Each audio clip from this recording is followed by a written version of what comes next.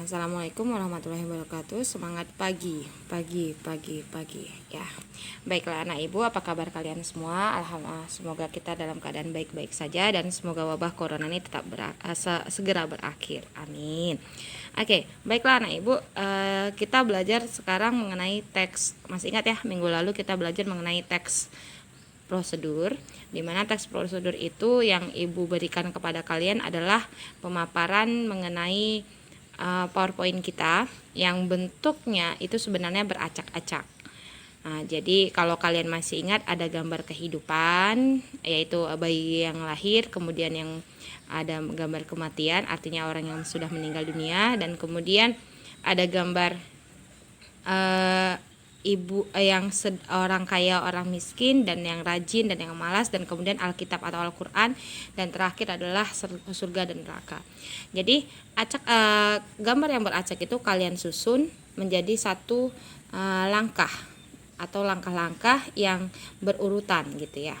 Dan setelah ibu melihat dari hasil review tugas kalian yang kemarin, itu ada yang benar, yaitu nilai 100 ibu berikan. Oke, sekarang adalah kita pendalaman mengenai pemahamannya. Bagaimana sebenarnya teks prosedur itu gitu ya. Bagaimana sebenarnya teks prosedur. Jadi, yang pertama sekali yang kita pahami adalah mengenai pengertiannya. Berarti yang kita pahami itu adalah pengertiannya. Apa sebenarnya pengertian dari teks prosedur? Apa sebenarnya pengertian dari teks prosedur? Maka kita akan melihat teks itu adalah kumpulan dari paragraf. Teks itu adalah kumpulan dari paragraf yang kalau kita katakan itu adalah beberapa paragraf. Kumpulan dari beberapa paragraf. Jadi nanti kalau ibu suruh kalian buat teks, itu minimal teksnya itu artinya minimal teks itu terdiri dari 2 paragraf gitu ya. 2 paragraf.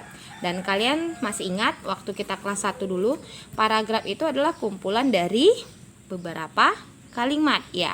Kalimat utama dan kalimat penjelas. Jadi nanti kalau misalnya di ibu suruh menulis mengenai teks, maka kumpulan paragraf, artinya 2 paragraf gitu. Dan kemudian prosedur itu apa? Kumpulan paragraf yang berisikan langkah-langkah gitu. Karena prosedur ini artinya adalah langkah-langkah atau tahapan yang berisikan langkah-langkah untuk melakukan suatu kegiatan.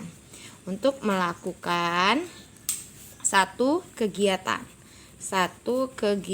atau tujuan tertentu gitu, atau satu kegiatan atau pembuatan untuk mencapai tujuan tertentu.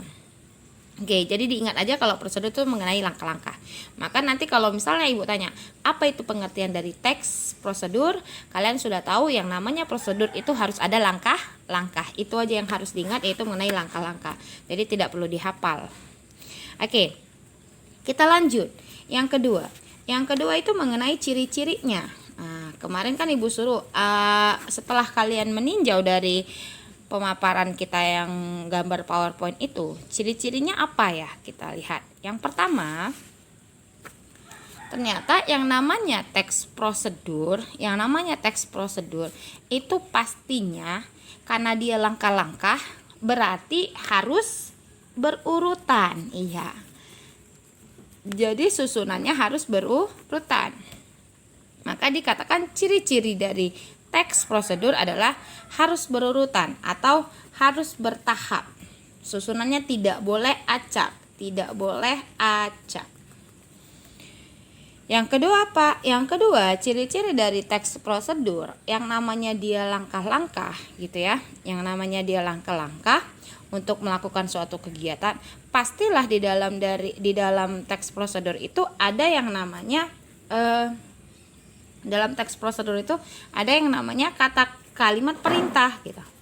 Kalimat perintah ini sendiri dinamakan, nanti kalau bingung, apa ya kalimat perintah? Itu bahasa sederhananya, kalau bahasa agak anehnya yaitu imperatif. Nah, jadi imperatif itu apa Bu? Jangan sampai nggak tahu lagi. Imperatif itu adalah kalimat perintah. Maka kalau namanya kalimat perintah itu dia punya ciri-ciri, dan itu kalian harus ingat. Apa itu Bu? Ciri-cirinya dari kalimat perintah itu dia biasanya berakhiran i. Akhiran i. Contoh, kita katakan akhiran i misalnya apa? Ya lempari dia gitu. Kan kita suruh tuh lempari dia gitu. Atau kita katakan lagi akhiran kan. Misalnya tuliskan. Ya, hapuskan papan tulisnya atau tuliskan, sebutkan, seperti itu. Dan kemudian dia biasanya berakhiran lah. Contoh, pergilah kau, gitu ya. Oke. Jadi akhiran i, akhiran kan, dan akhiran lah gitu. Jadi ini biasanya di dalam teks prosedur ini ada gitu. Jadi coba dilihat lagi teks prosedur kita yang kemarin, yang kalian ibu suruh buat teks prosedur, ada nggak yang seperti ini? Ada siswa yang menjawab, Bu, nggak ada Bu kalimat imperatifku. Berarti punyamu itu belum merupakan teks prosedur. Jadi bagaimana Bu? Harus diulang Bu? Ya nggak usah, kan udah ibu nilai. Tapi nanti selanjutnya mengenai teks prosedur ini ada yang namanya kalimat perintahnya gitu. Jadi kalau nanti kalian melihat yang acak-acak tadi, ini adalah pedoman ataupun inilah sebenarnya teks prosedur kehidupan sukses. Kita bilang sukses dunia akhirat. Yang pertama ketika bayi dia mengenal akan adanya Tuhan. Kan ibu buat di situ kitab atau Alkitab gitu kan. Dia mengenal akan adanya Tuhan, dia akan berpikir, dia punya tujuan. Ketika dia lahir, ketika masih bayi, dia mempunyai tujuan. Jadi acaknya tadi yang pertama itu adalah, kalau kita katakan ya, pertama bayi, yang kedua apa? Yang kedua Alkitab atau Al-Quran. Jadi dia tahu bahwasanya dia lahir itu dia punya tujuan. Dia punya tujuan yaitu surga neraka. Jadi ibu buat kemarin kan surga neraka itu di bagian akhir ya. Ini salah. Aturan dia di bagian yang ketiga, yaitu surga neraka. Jadi ketika dia lahir, dia punya pedoman yaitu Al-Quran, dia punya pedoman yaitu Alkitab, dia menjalani hidupnya tujuannya adalah untuk surga neraka. Maka ketika dia besar, beranjak balik, dia akan menjadi orang yang rajin. Itu yang kita lihat tadi, anak yang rajin atau anak yang malas. Anak yang rajin atau anak yang malas, maka itu akan berefek ketika dia sudah dewasa, yaitu dia akan menjadi orang yang kaya atau orang yang miskin. Sembari di situ dia ada yang ibu buat, ada yang berdoa ya. Di situ aturan kalian buat rajin malas, kemudian dia berdoa. Berdoa di bagian ujung pun boleh. Jadi ketika dia miskin dia tetap berdoa, ketika kaya dia tetap berdoa, itu pun bisa. Atau di berdoanya kalian buat sebelum kaya dan miskin. Bagaimana kalian mengurutkannya tadi? Inilah yang nilai 100. Sudah? Jadi Bu, di bagian tadi yang kita katakan kalimat perintah ya kalian buat di situ. Pedomanilah Al-Quran gitu.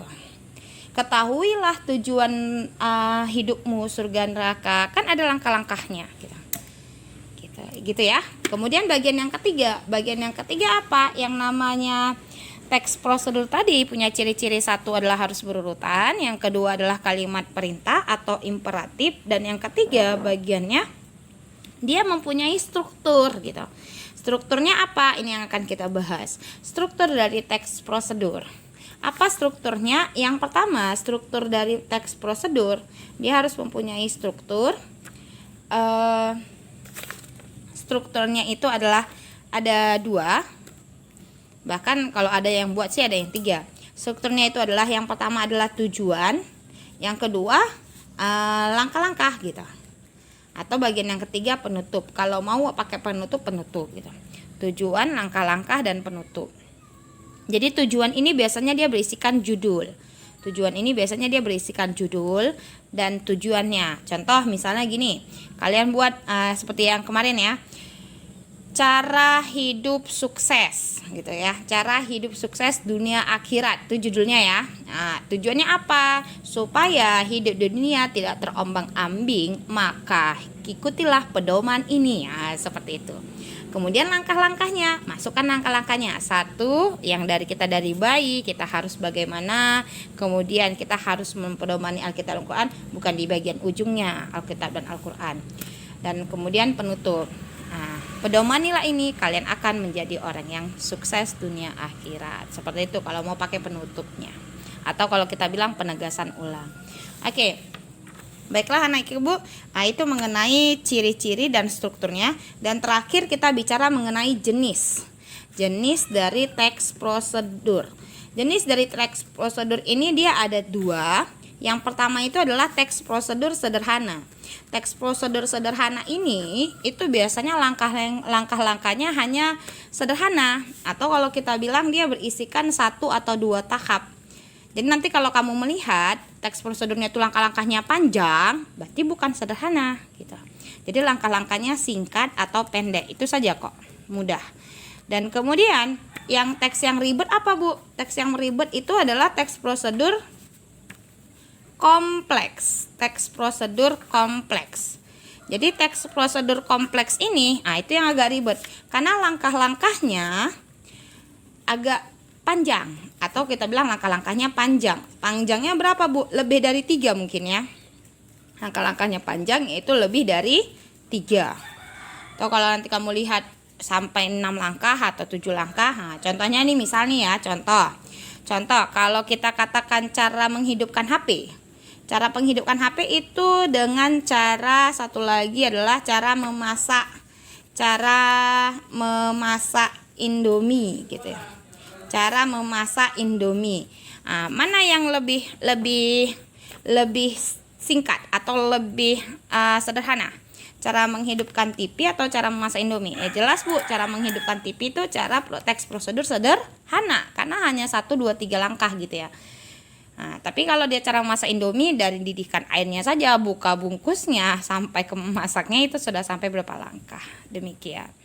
Oke anak ibu, demikian penjelasan kita mengenai teks prosedur, yaitu kita bicara mengenai pengertiannya, ciri-cirinya, strukturnya, dan terakhir apa penjelasan kita mengenai bagian yang terakhir, itu adalah di teks prosedur mempunyai tujuan dan langkah-langkah. Jika ada pertanyaan ataupun yang kalian tidak pahami, boleh kalian komentar videonya dan kalian bertanya, atau boleh lewat jalur pribadi kalian bertanya kepada ibu persilahkan. Oke, sekian dari ibu, tetap semangat dan semangat pagi.